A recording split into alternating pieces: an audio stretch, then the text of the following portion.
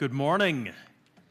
Welcome to the Unitarian Church of Los Alamos. I'm the Reverend John Cullinan, your minister here. As Unitarian Universalists, we affirm and promote the inherent worth and dignity of all people and gather together in a free and responsible search for truth and meaning. Whoever you are, whomever you love, wherever you are right now, wherever you are on your life's journey, you are welcome into this community. A special welcome to this morning to all of you who are tuning in to the live stream or later on when that is archived, and to any newcomers and visitors we have among us this morning. I would like to meet you after the service if I could, answer any questions you might have about our community. I'll be sitting with some coffee in the fellowship hall for a little bit, but then back in here for our special forum today, which I'll explain a little later. For now, please feel yourself settled. Feel yourself grounded to the earth that sustains us all. Breathe in, breathe out, and let us begin.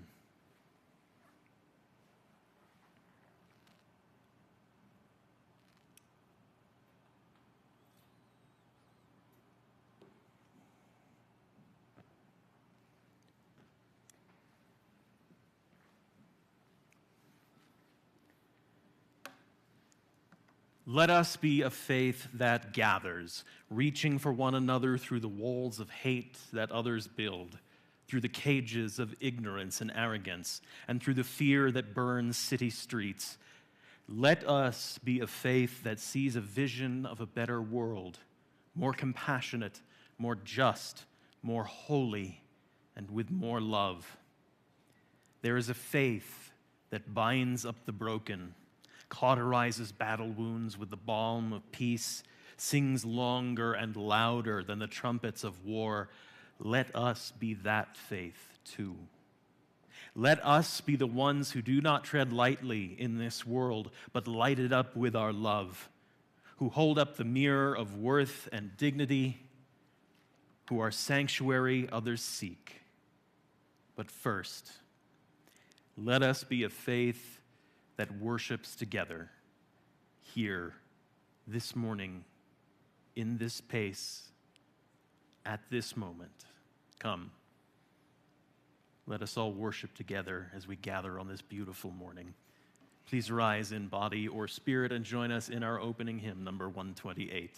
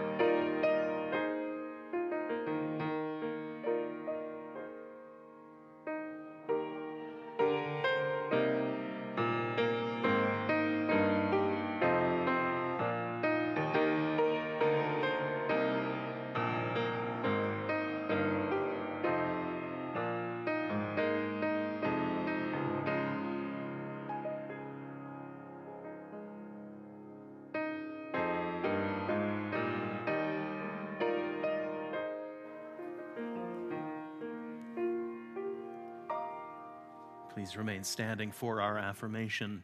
Love is the doctrine of this church. The quest for truth is its sacrament, and service is its prayer.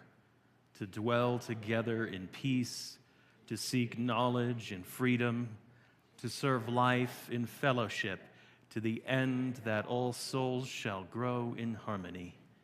Thus do we covenant with each and with all. Please be seated.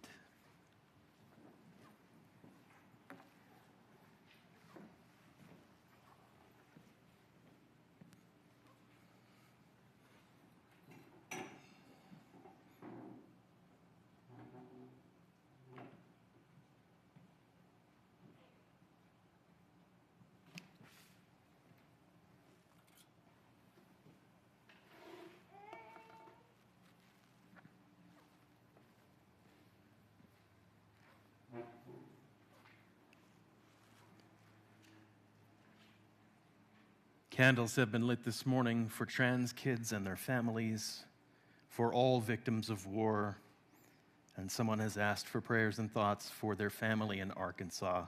Their aunt passed away this week. For all our joys, all our sorrows, whether we share them with one another or we hold them close to our hearts, let us be together now in a moment of silence.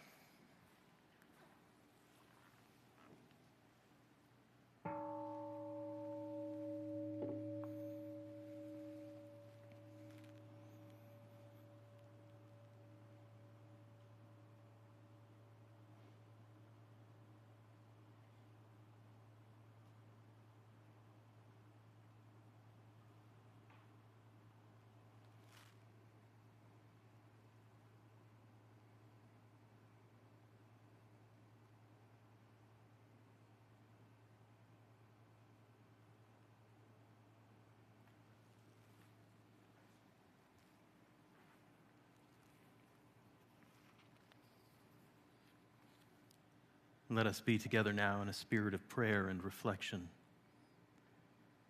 Eternal and beloved, gracious source of all life and all love, we come together this morning grateful for this time out of time, which we have set apart so that we might become more fully present to our own selves, to each other, and to that which we name as holy.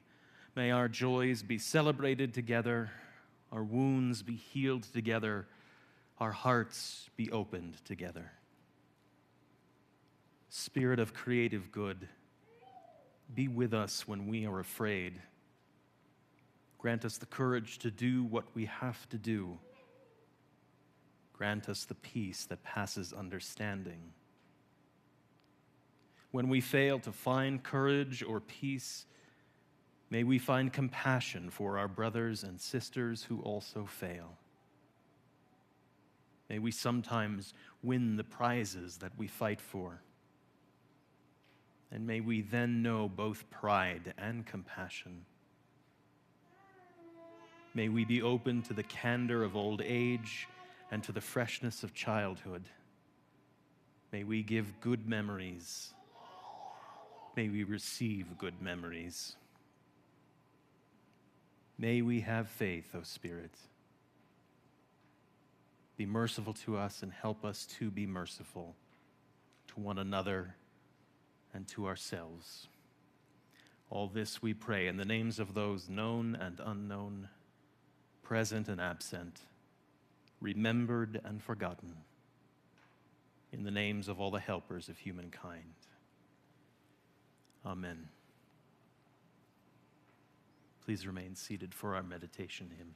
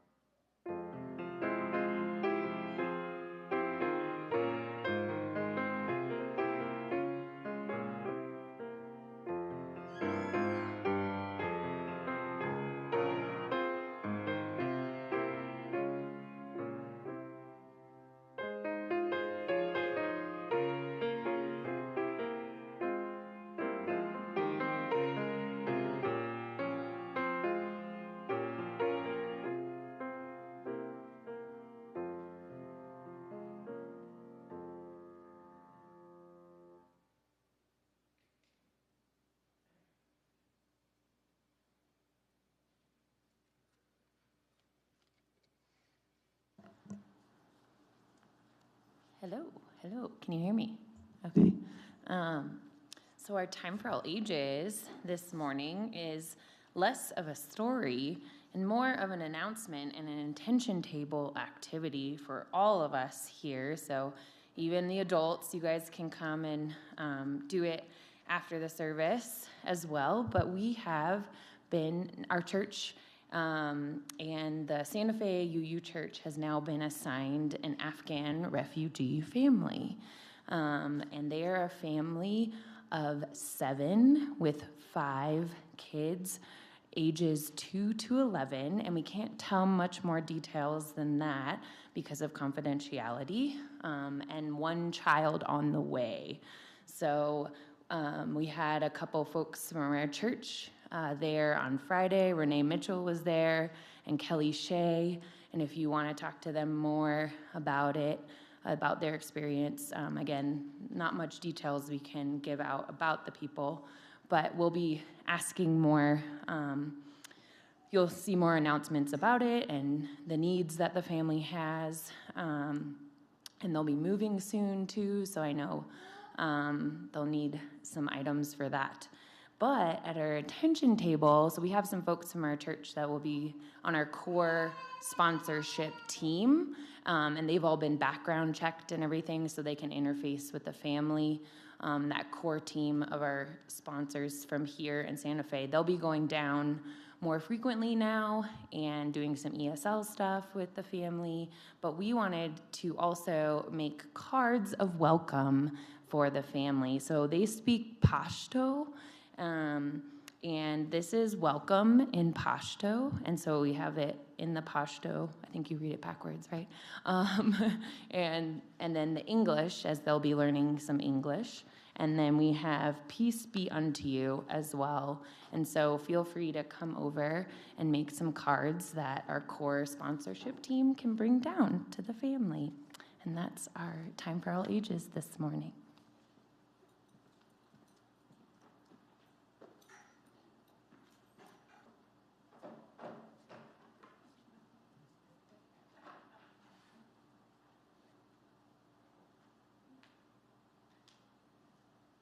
It's been a year-long goals of mine to just title a sermon with a BuzzFeed listicle clickbait headline, and so I did it, and now I have to do it. So,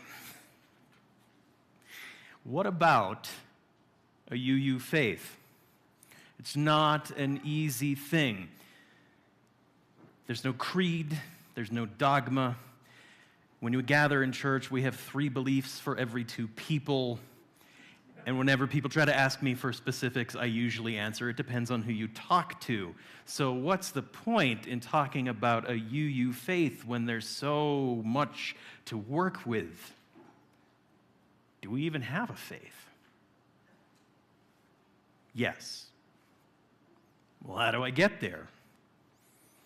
Well, I thought back about the things that I do, and I've come up with these 10 simple steps to building a UU faith. Number 1, believe one impossible thing. Not implausible, not untethered completely from reality and the way physics works or anything like that, but something that seems unachievable. The one thing that serves as your moral or your faithful compass, the compass that I talked about last week. Believe one impossible thing about how the world could be, what the world needs. And I frame the belief thusly. We could do something if only this.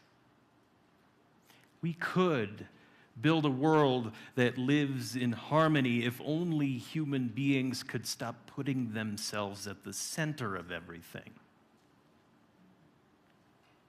Not going to happen, but something worth working towards.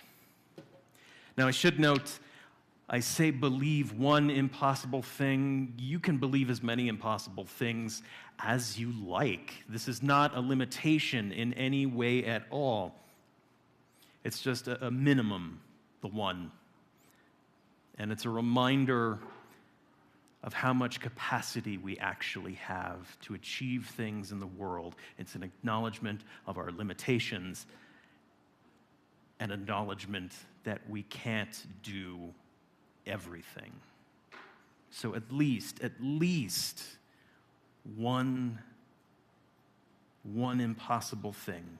Some impossible thing about the way the world should work that draws you out of your own self and into community, because that's where it happens. And called into community, the second simple step is come to church. Every month, I swear, I'm just going to list that as the title of every sermon. The topic of this week is come to church. Because what we are looking to build, the movement towards this if only, that continues right here. We can't build a community of any sort with just one person.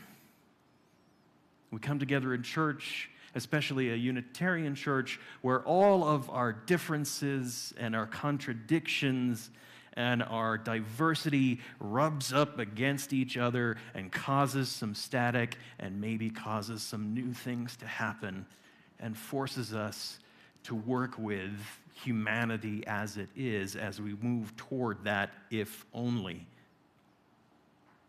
Our church community is a microcosm of the world as it is. And we learn how to build with, or in spite of, all of our diversity and all of our complexity. And here we find two companions in the work, friends for the journey, anchor points that keep us in place when those moments of faith bobble a little bit. The compass and the anchor, as I talked about last week.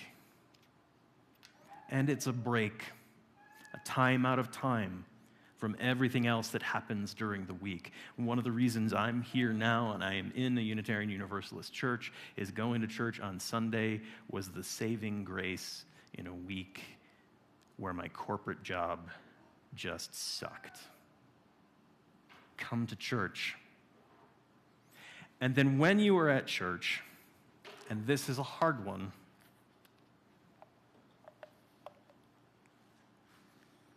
pretend you know nothing. I know this is a big ask. We know a lot of things in this community. We know tons of things. I know less than all of you put together. I know less than some of ones of you just sitting there individually. For 15 years, I stood up on a Sunday thinking, man, I'm the dumbest guy in the room looking at all of you. Pretend you know nothing. Because we need to approach the work of faith and building it as a return to the beginner's mind. Because of the certainty that often comes with all that we know and all that we've worked hard to gain the knowledge of, sometimes that certainty becomes the opposite of faith. Sometimes that certainty closes us off to learning new things from other people, from growing into someone who is more fully human, of working towards that if only again. Again, we come to church because it is where we build the mosaic of all of our various views of the horizon we are moving towards. That's not to say hold your knowledge back. But when we are encountering one another, pretend you know nothing. Codicil to that, corollary 3a, embrace the errors. Because we're going to make mistakes in all of this rubbing up against one another. Being wrong is inevitable. But sometimes when we're told we're wrong about something or we know we've gotten something wrong, sometimes that starts to feel like a threat to our very being. That's the flight or fight response. It sits there in our amygdala. And certainly sometimes it's true. Maybe our mistake may be in danger to us, but usually in a church setting, when we're dealing with the head and the heart, the threats aren't quite so existential. In fact, it's an opportunity. When we understand that our failures are baked into the process of building a faith and becoming together and moving toward that horizon, it opens us up to the now and to the growth that is available to us now. And it lets us leap into those moments of faith and moving forward with much less hesitation in the attempt. Because we know, hopefully, somebody, even as ourselves, is offering us a moment of grace in our errors, and that we will not be defined by all of our mistakes. And yeah, that's going to feel uncomfortable sometimes. But step number 4 is get comfortable with being with discomfort. Like mistakes, discomfort is inevitable in a community so diverse and so complex like the world or this church. And it's our instinct when we have those moments of discomfort to just want to withdraw. There's that fight or flight response again. And sometimes the discomfort is an actual existential threat to us. And if you feel like that, certainly pull away, cut off the source of that if you can, because you should not put yourselves in harm's way just to try to build a faith. But not all discomfort is an existential threat, despite what our lizard brain might be telling us in the moments. Sometimes the discomfort is just arising from a challenge we feel to what we think we know, to what we believe. Sometimes it's a challenge to our certainty, to the fallibility of our old ideas, to contradictory human experiences that don't quite square with our own but are no less true for having been experienced. Discomfort in those moments is a chance to grow, to examine where that discomfort feeling is coming from, learning something about ourselves. Discomfort is often a chance for self-reflection, a chance to grow, a chance to sometimes decenter ourselves from the middle of everything and just learn.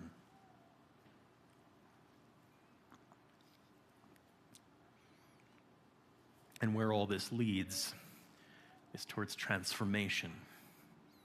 And step number 5 is run toward transformation.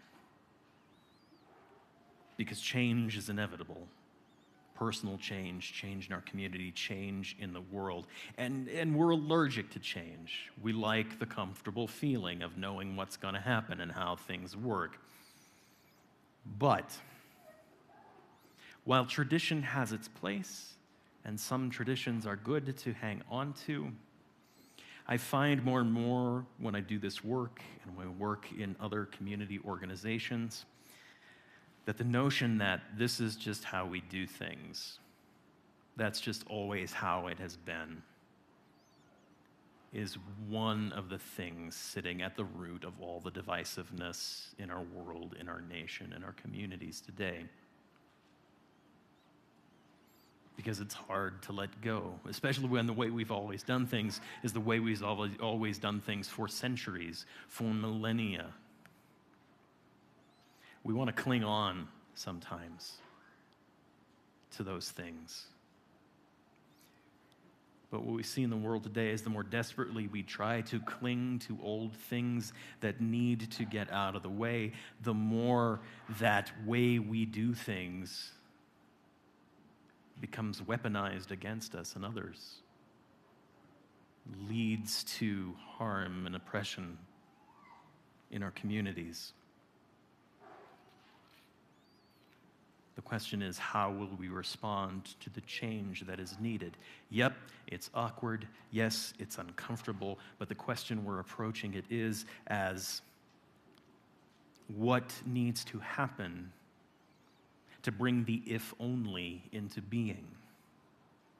We could do this if only this. The if only starts with our own responses to the changes we're making. What needs to change in you and in your community to bring about the if only? And all of this so far, I know, sounds really, really heavy and really, really difficult. And I said these simple steps to building UU faith, and we'll get to that in a moment. But sometimes, yeah, it is overwhelming to do the work of building the faith. Sometimes it is just too much. And when it all gets too much, it's time for a banjo break.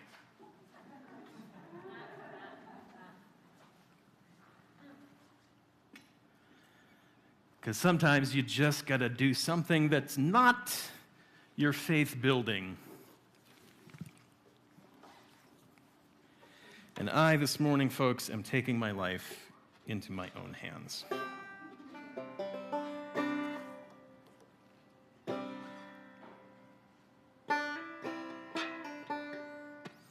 Already I'm off to a good start.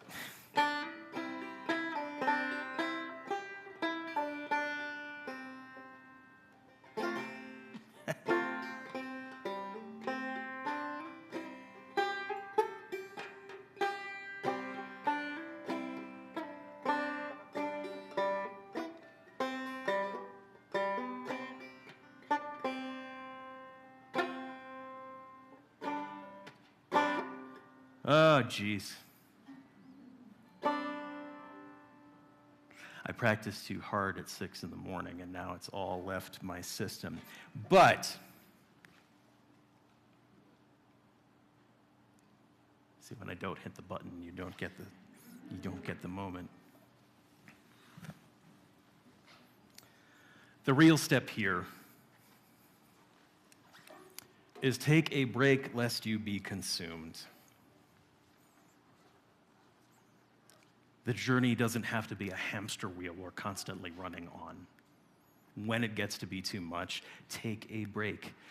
Breathe into the moment. Do something for yourself that is completely unrelated to building the world we dream about. Take up a hobby that clears your head and makes you happy without any expectations of proficiency or even just okay. Reboot your beginner's mind.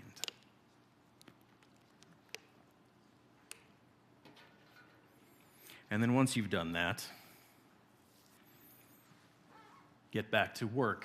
Step 7 is practice, practice, practiced. An engaged faith, an engaged building of faith needs our constant presence and our practice. And is that a contradiction to taking a break? Yes, it is. I contain multitudes.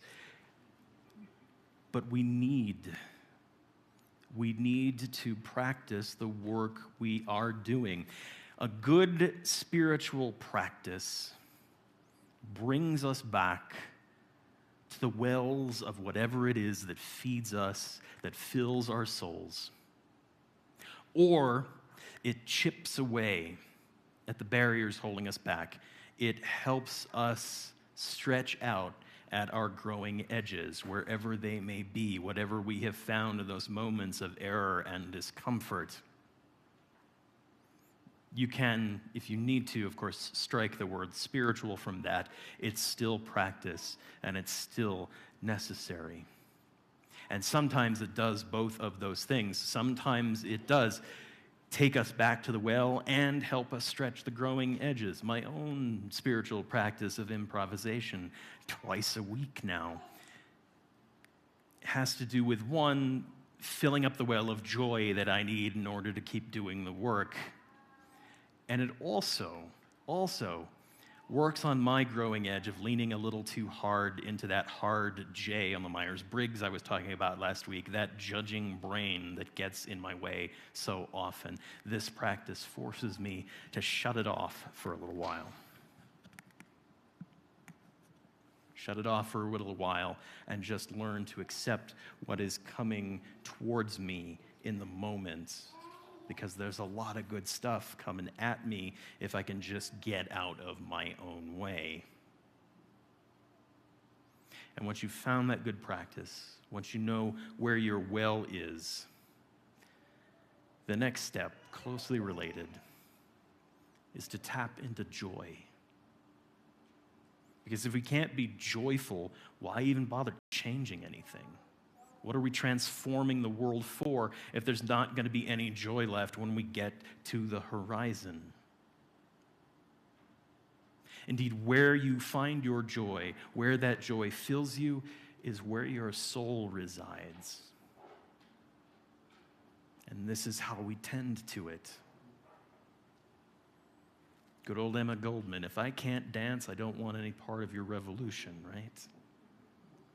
Joy, the fuel of our souls, fuels the work we are doing of building a faith, of working towards the if only, of transforming the world. So once you got your good practice gears in order, and once you're tapping into the joy that you need, it's time to pick a hat and or a cape. It's time to get to work. There's a call, the call to move forward that we are all responding to is nothing less than the point where our great joy, as Frederick Buechner writes, our great joy meets the world's deep needs. That's where the real work gets done. In other words, the question to be addressed at this step is, how will I spend my joy in service of the if only? Now, the work can be mundane. The work can be superheroic. It could be some combination of the two. But the work of transformation, of building the if only and building our faith, means getting our hands dirty and not just living a life of the mind or of the heart. Unitarian Universalism, at the very least, and I know we're not alone, is a faith that involves works.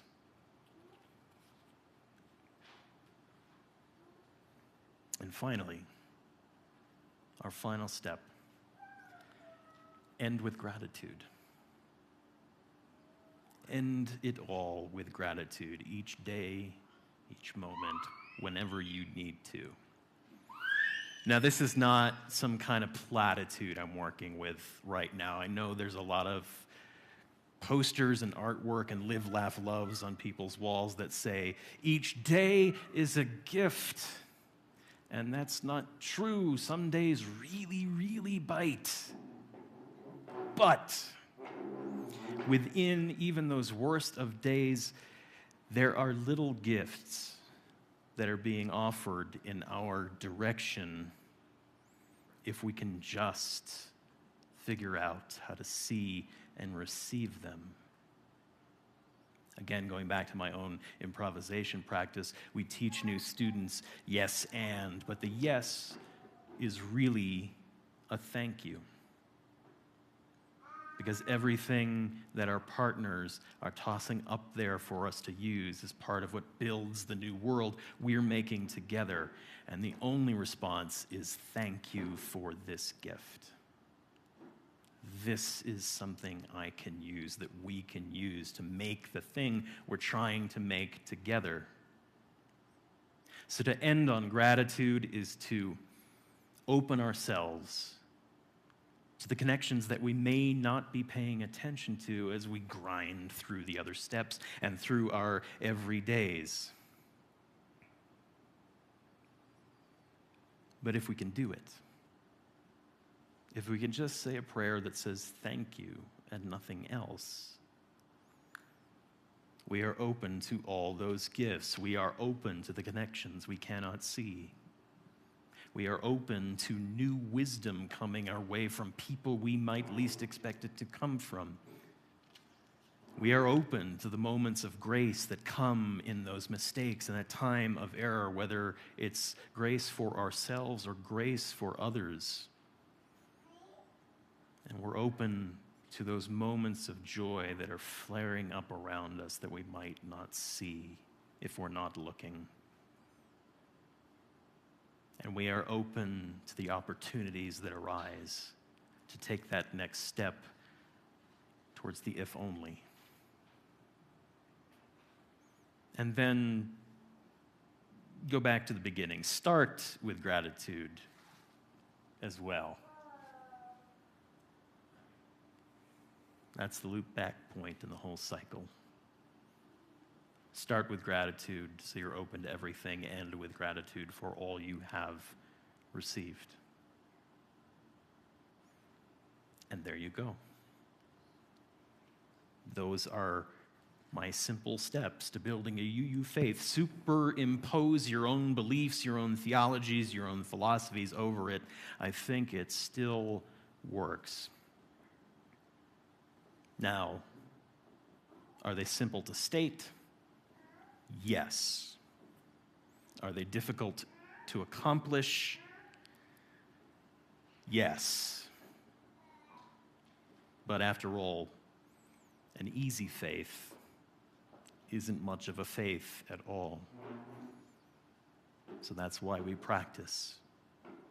That's why we're present. That's why we show up. That's why we tap into those wells that feed. That's why we continue to spend our joy in service of the if only. May it be so.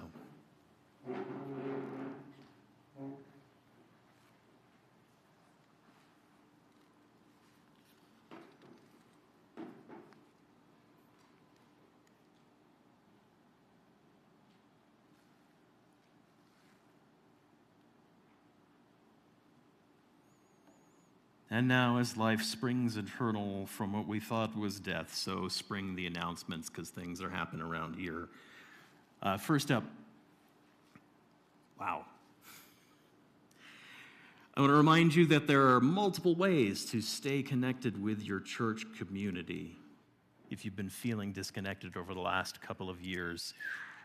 If you're new to us, sign our physical guest book in the entryway if you haven't done already. If you're coming to us for the first time through the live streams, click on the link for that virtual guest book that's down below in the service notes.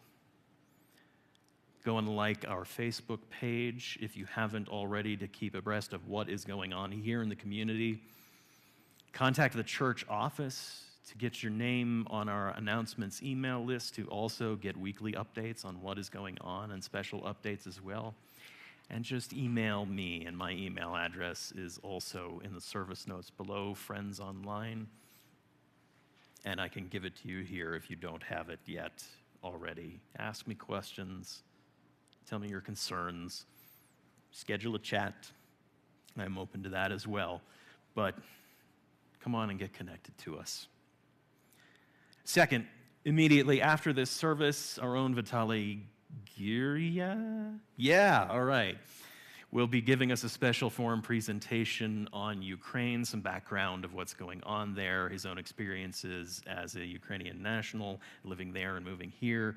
And then there'll be time for questions and discussions, and I'm really looking forward to hearing from him. So stick around and join us for that.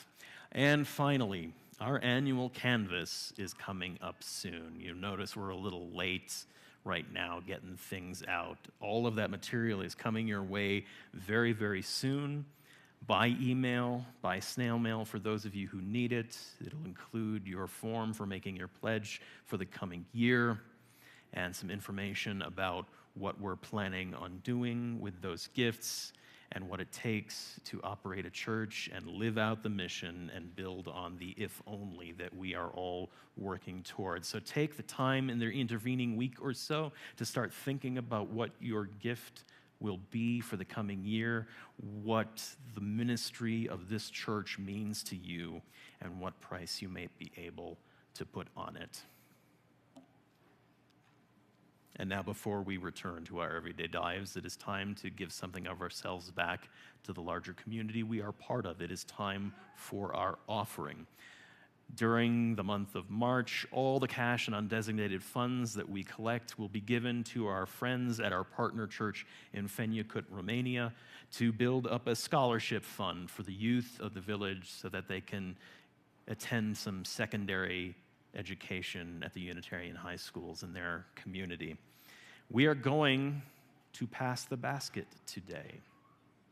I will need a volunteer or two to do that, but also we have our offering box in the back of the room if you need to drop that off later. And as always, if you're not a person who carries cash in our increasingly cashless society, please use the Givelify app, choose us as the recipient, and the March offering as where you would like that to go. And whatever you do, however you give, may what you give bring you joy and into deeper relationship with this community.